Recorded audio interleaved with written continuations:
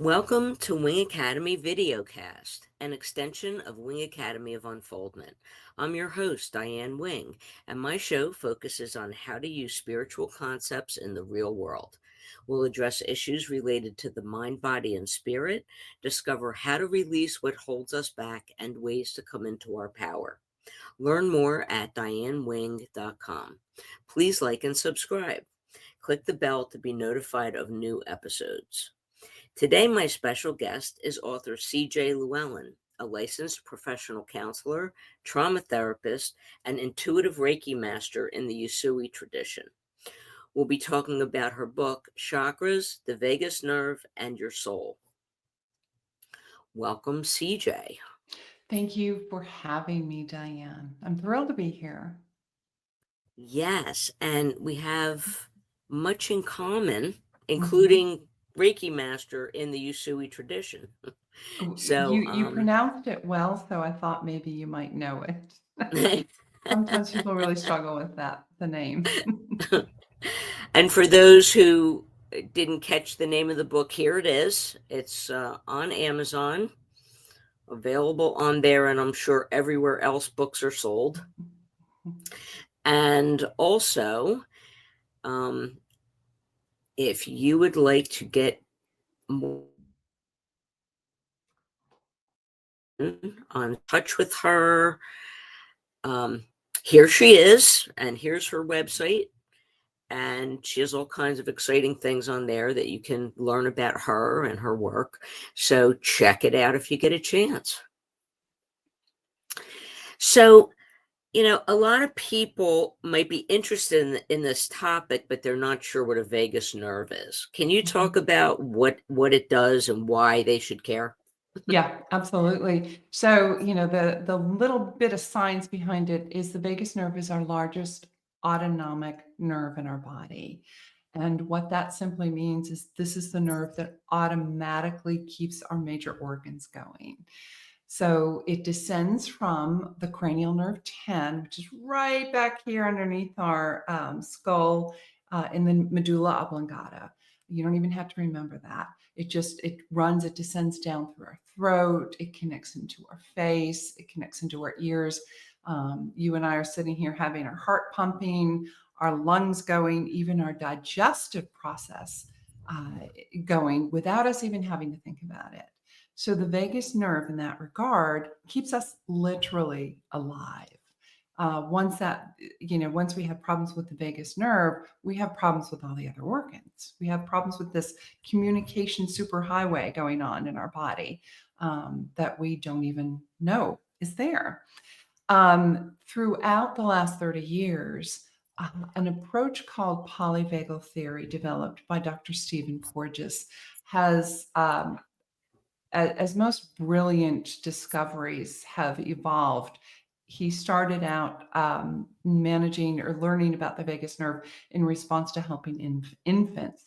And it turns out, as his work deepened, he really understood that our vagus nerve is not just pumping blood through our system and keeping our stomach processing our food, it is gauging the safety within our body and sending messages outward and back. So the vagus nerve is not only just a medical organ keeping everything going, it is a communication system. And uh, all those times we get a little spidey sense or our stomach twinges, it is our nervous system, our vagus nerve, which communicates up and down with our brain, discerning whether or not we are safe. Um, so just that overview helps us to understand we have three main branches of this nerve that help us with discerning and responding within our environment. The first nerve, which is the dorsal vagal, it's the immobility. You don't even have to remember that word, the immobility branch of the nerve. That is our oldest branch that shuts us down when we are overwhelmed. It responds in times of overt stress where it will start shutting us down, but it also helps us relax, digest our food, help us to sleep. The second nerve is the sympathetic. That's the mobility. So we have an immobility branch, We have a mobility branch. Sympathetic, that's getting us up, that's getting us moving. It also responds when we think we are in threat, or we may actually be in threat, or we may be holding on to old patterns in our nervous system that perceive threat when there is none. The sympathetic is what we think of as the fight or flight response when we are in trouble, right? That sympathetic is going to engage. And then we have the third branch, which is our safety communication branch. That is ventral vagal. This is the one that you and I are engaging in right now as we're talking. We're talking about some really cool things that we both love and enjoy. We were sharing some things off camera about we're both therapists, and so this puts us in this connection, the safety connection. We have these things in common. So automatically, my body started to calm. I'm like, oh, good. She knows what it's like to be a therapist. She understands energy. She's curious, right? Spiritually curious. So my system calms because I'm now in communication with you. And even though we're on a screen, I'm looking at your face. I'm looking, at your eyes through the screen, making that connection enough to know that what's going on in your face lets me know in your body language that you are safe. It's good to communicate with you. It's good to have this conversation. So just remember, we have a mobility branch, an immobility branch, and a safety branch within that vagus nerve. And it is constantly reading the room. It is our wiring. It is our safety wiring. So it's happening without us consciously. The times we become consciously aware of it is when we can really feel the responses that it kicks in. But it's really just like it's beating our heart and helping our lungs to breathe. It is always gauging, always discerning, always working on what Stephen Porges refers to as neuroception, how our nervous system is reading cues for safety or lack of safety, and sending to the system what it needs to do as a result of that. Right. We So, are taking in so much information we don't even know. yeah. And so then the mind's going, something's wrong. I don't know what it is, and I don't know why I'm feeling this way. Well, and so what that is that's the nervous system, that's your vagus nerve. And of course, coordinating with mind and the major aspects of the just the nervous system in general. But that is that vagus nerve. And sometimes all times our nervous system discerns before our brain even can make meaning of it. And that's that word that Stephen Porges developed that created a level of brilliance that we could access and say, oh, my neuroception here. As I sit here, when I do groups, I'll have people just initially sit and just check in before I tell them anything. Like, tell me what you're noticing in your body. Where is there tension? Where is there calm? Where is there some activation, maybe some deactivation? And everybody's different. Everybody experiences the same room differently, right, within their nervous system. So that really helps us to be aware, just like you said, what's going on? I don't even understand this. That whole I don't know what got into me thing. Well, your nervous system probably discerned a struggle, a lack of safety before your brain was aware, and your brain be able to say, you're fine. But the nervous system, the vagus nerve, is picking up signals that might actually be old, right? That's where the trauma comes in. Right. Well, your book takes the reader on this unique journey to understand the body's internal messages and regain a soulful connection to yourself. Yeah. It's a perfect blend of all your training, actually. Yeah. So, can you talk about how you first developed this approach? I know it's based in the work of others, but for you, like, how did you come up with this approach? Yeah, thank you. So it was one of these things that I was observing for years because, as therapists, I always say we come in with this arsenal of understanding. We come in with my EMDR training, which uses eye movement, right, to process out trauma, my internal family systems training, which really utilizes that being able to be present, to be curious about what's going on. So I'm coming in with all this processing trauma. I'm also coming in with, I don't put this in the book just because, I don't, how many more things do I need to put in there? But I have years of experience with yoga. I'm not an instructor by any means, but I've understood the concept of energy and chakras for a very long time in that tradition. And so I would be processing with people, and not necessarily even a traumatic event. And I would be in my head thinking or seeing, oh my goodness, this messaging, right? This experience that they're having, this early childhood experience that is implicit. In other words, the brain hasn't been able to make sense of it, right? But we're feeling it. Right. And they're holding on to this area where it is their root chakra, and it's an experience of before they even had words, right? And so we would work differently with it. But my brain was going, oh my gosh, this is lining up with the vagus nerve. Oh my gosh. So I started, for years I would just work this way, right? um, and I would just allow them the space just to be curious. I'm not going, that's your sacral chakra, and within your sacral chakra, I'm not doing any of that, right? Right. Right. Which, by the way, as energy workers, we are guilty of doing, right? Right? We want to name the chakra. We want to tell you what's in the chakra. We want to tell you what the chakra holds. But everybody's memories, those implicit memories, are a little different, but there's similarities. But how they've experienced certain aspects of their world are different. So that's how they're going to experience them in their bodies. So one day I was like, this is really dumb. I need to be writing about this. It's as simple as that. And then I wrote my first book, Chakras and the Vagus Nerve. But I just needed to get a little bit down more into the essence of what's behind the vagus nerve. What is it that shines out the light through our nervous system? And of course, that's our energy. That's our higher, wiser self. That's our soul self, whatever you want to call it. That is what's shining through. And if I could back up just a minute, the way I see the schema, right? And yogis have written about this for years, is that we have a light that comes in. We can all we can all apply our own structure with that. We can all decide theology or just whatever, but we have a light that exists in our bodies. And that's a fact because one day it leaves, right? That's if we look at it simply as that this light maybe chose this body, right, to have an experience.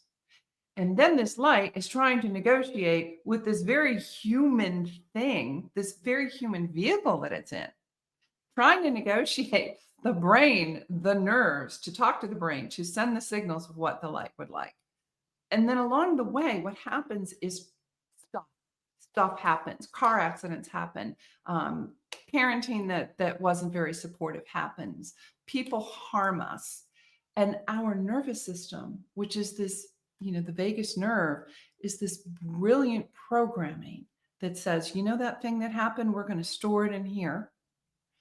Because now when the sound, this noise, this experience occurs, we're going to let you know that you are in danger. So that's the beauty of the vagus nerve. What happens is it stores, and then there becomes a little bit of, we just talked about neuroception, faulty neuroception, which is the trauma. We can't discern in the body what is past and if it's present. Because traumatic incidences, traumatic experiences get programmed in, and our system's listening to help us navigate it later, right? But trauma can be a stealer of time for us because our system does it our system might work a little too well. Our body, our nervous system, right, might work a little too well registering danger when there isn't, or misreading cues of danger because the nervous system might be aware or be used to being around a lot of scary events that don't feel scary. So that's the balance. That's the human, right? My hands are going, well, you can see them. I'm not on radio, right? It's the balance between the human, us, and then the spiritual us. So in between here is attention. And if we can listen for that tension.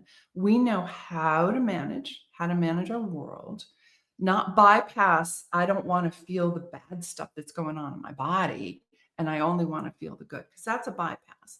We're not allowing our nervous system to heal. We're not allowing the opportunities to make some new meaning of the bad stuff that's happened, and certainly allow our body to reprogram and clear it out, right, through trauma work. Because people sometimes, there's so many of us therapists who have those spiritual components because that's what we see. But then there's a lot of people who think that therapy isn't spiritual enough, right? We don't want to go there. That's the bad stuff. We just want to jump over it and go to the crown chakra. um, but it's the managing of our tension, and managing our humanness is not unspiritual. That's been my soapbox forever, and now I got to write about it in this book. It's not unspiritual. In fact, our essence is asking for this experience. And being human is hard. Being human, this earth plane dishes a lot of stuff at us. Mm. And so there's so much navigation, isn't there? Um, Well, the energy is so much heavier yeah, here. yeah. And there, added to that, there are substances that people are on. People are on all kinds of pharmaceuticals that affect the nervous system.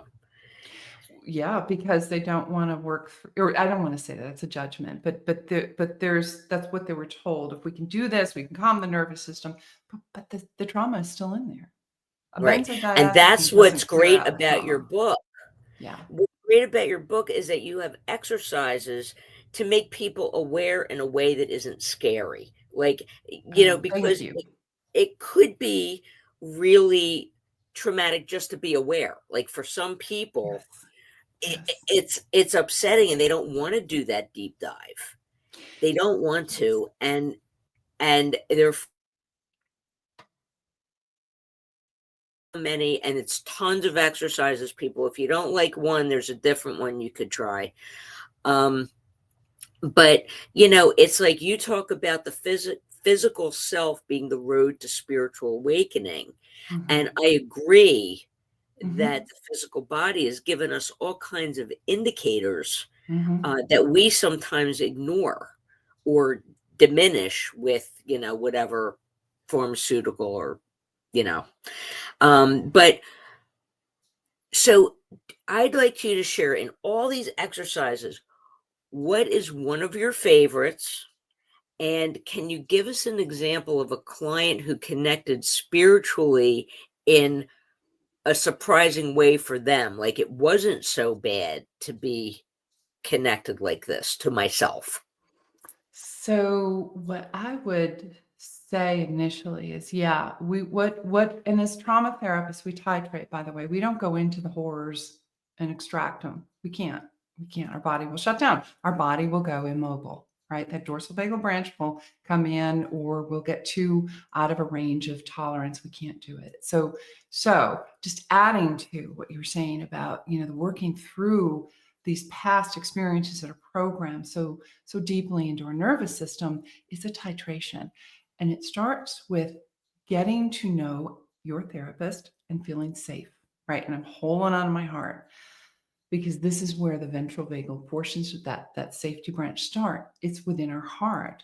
So if we can start connecting in ways that connect to the heart chakra, i.e., the safety branch, the ventral vagal branch of our vagus nerve, we have the beginnings of something really new and wonderful, not as a bypass, but as an opportunity to start trusting that there is a light in there. We can look for a little hope. We can feel a little glimmer. We can practice how we think and how it affects our body. So, what I would say to you as far as favorite exercises, oh goodness, that one, I don't know what my favorite is, but um, one of the things that I'm really aware of is that anybody that's working through the chakras, and I don't mind telling you how I see them aligned here in a minute either. Working through the chakras is about, once you get to the crown, it is not about only the crown. We must circle back around to the body. I'm holding my root chakra and my crown chakra here, right? We have to circle back around Otherwise, we are unbalanced. We are dissociated. We could end up with some spiritual crises here if we are not allowing for the cycle. So, a lot of the work that I do in this book, especially, I do it in the other one too. I really get into working with deep diaphragmatic breathing, right? None of us do that enough. There's times I forget to do it, going along, and I'm all of a sudden I'm realizing, oh, I know I need to take a deep breath down in the diaphragm here. That diaphragmatic breathing engages all sorts of fibers within our body that are sending signals that we're safe. It's bringing in air. I mean, we don't bring enough oxygen into our body to begin with. And it's a muscle, right? If we don't use our muscles, they atrophy. So, my favorites in general are some of the deeper breathing work. And sometimes we can't just jump right into that. If we've been used to a shallow breathing up here in the top of our lungs, right? We can't just go and pull and soften that belly and pull that air down. It takes a while. It takes practice. And I really, when I'm doing classes, I really want clients to be patient with themselves. This isn't performative, right? It's experiential with it. It's learning, relearning, because we did it when we were kids, and going back to that time when we felt very comfortable. That big round belly. I was, the baby bellies, right? Those baby Buddha bellies, I used to call them when my son was little, Buddha bellies. Just pulling that breath in and that softness just changes everything. And It so does. encouraging clients to do that, and encouraging to start here, especially if you know you have trauma, or if you're not sure, but your system is you struggle, right? You don't have to go down into the root and the sacral. Breathe in, start with the safety branch, not avoiding the other, but allowing this to be the ballast, right? Just the balance in there that can help us start feeling safer and safer in our body as we go. It's true. The more stressed you are, the higher you breathe. Yeah. Absolutely. And there's And physiological to reasons breathe for that. rhythmically is like it also eliminates toxins Yes. doing Yeah. that.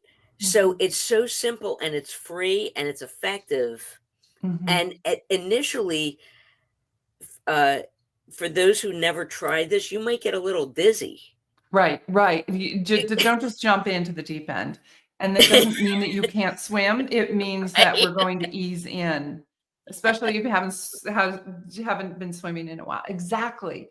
And also, someone asked me once, what do you do? What do we do with the chakras when we're having to run from something? Nothing. Our body, and it's not a bad thing. Our body takes over. Our body keeps us safe. If we see a bear running toward us, or even coming toward our garbage can, we should get into a sympathetic engagement with this nervous system, right? Right. Our reasons for breathing shorter, right, is because we have to run. We might have to fight. We have to change, our muscles tighten, right? Which means your blood pressure goes up because it takes longer for the blood to get through the muscles. So it's okay, and that's not the time for us to be sitting down and sort of relaxing with our energy. It's a time to get the heck out of the garage because the bear is going to be eating Right. your garbage, right? Right. We're still in the physical plane, guys. We're Right. still Right. having to function here. Yeah. Yeah. Yeah. And, it's certainly understandable that if people have had a lot of pain growing up, that it's easy, and it becomes very programmed, into our nervous system, our vagus nerve, to dissociate. If that's the only thing we could do when we were kids, right? When we had no control physically, that was the only way out. And then it just happens. It becomes sort of a habitual thing within our nervous system. Part of then the work is to do what we're just talking about, getting ourselves trusting our body again in a whole new way. But even Yes. sometimes recognizing it, right? Before we even know, we have to kind of try to do it a little differently because what's happening isn't working. Right. It's so easy to push away the natural signals that our body and our intuition are getting, and we're like, "Oh, that can't be right." Because trusting yourself is key here. But part of trusting yourself is actually applying the concepts in this book, because you can't just read this book. You have to do the meditations, the writing prompts, the visualizations, the exercises that are in here. It's important to follow up and follow through. And actually, this book is a follow-up from a first book that you wrote about Mhm, this topic. You mhm. wanna mention that a little bit? Yeah, that was the chakras and the vagus nerve. And that's the book I went, hey, I need to be writing about this when I started to see all this. And I broke it down. I very much broke how I see the process, which is what we're talking about now. Um, but then I was like, I really I want to really discuss the aspect of the soul a little bit more and how we have this tension. Because again, I think as humans, there's just stuff we struggle with. We got to find our food. We got to get our resources. We got to make sure we have safe community. There's just a lot. Really, frankly, there's just a lot to do on this planet. Um, so being able to bring that in to say it's okay. We don't always have to be in this place of what we think of as like a nirvana. Those are moments in time. The spiritual blisses are moments in time. What we do need to do though is learn how to be compassionate with ourselves, really learn how to drive the car, sometimes learn how to manage our car, our vehicle. It's a little self-driving, right? Sometimes our nervous system, that wiring says we're getting too close, too close, too close to the curb. We got to get out of here. But sometimes it misses cues and doesn't read the curb, and we run over the curb. So yeah, it's that management. And I just wanted to really bring in the fact that it's the body while we are here and the soul are not, they're trying to work in tandem. And one is going to override the other when we get into lack of safety, and the body's going to override sometimes, and not to feel that there's anything unspiritual about that. In fact, it's a very spiritual concept to try to stay present while you are in danger, right? Try to kind Yes. of In the midst engage. of chaos, to stay calm. Yeah, that Yes. equanimity. And that equanimity is going to come from this vagal branch, this heart chakra, the throat chakra. It's going to come from this upper branch that's connecting to the respiratory, because this is how we breathe. And we slow our heart rate down a little bit while we're looking at the bear, because we kind of know then I'm going to maintain some equanimity because the bear is more worried about my garbage can than me. And I'm going to slowly back out. I'm not going to run. I'm not going to panic. I'm not going to faint. I'm going to maintain enough equanimity within my system here to slowly back out of my driveway and get into the house and maybe lock the door. Yeah. So, guys, cut yourselves a break as you're trying these techniques, and make sure that you're practicing. You have to practice this stuff. It doesn't just like automatically come. But awareness doesn't just immediately equal mastery. So Mhm. you really need to do this in a way that aligns with your nature. Do the exercises that feel right for you initially, and master those and move on. And of course, you have CJ's website now, so you can even get in touch with her if you want to go deeper and find out more and get some guidance on it. Mhm. And you can get both books, not just the one. You can get the first and the second book. Um, so, CJ, it has been a real pleasure having you here. Diane, thank you. So, guys, look it up, buy the book, like and subscribe. Thanks for being Awesome. here. Thanks, guys.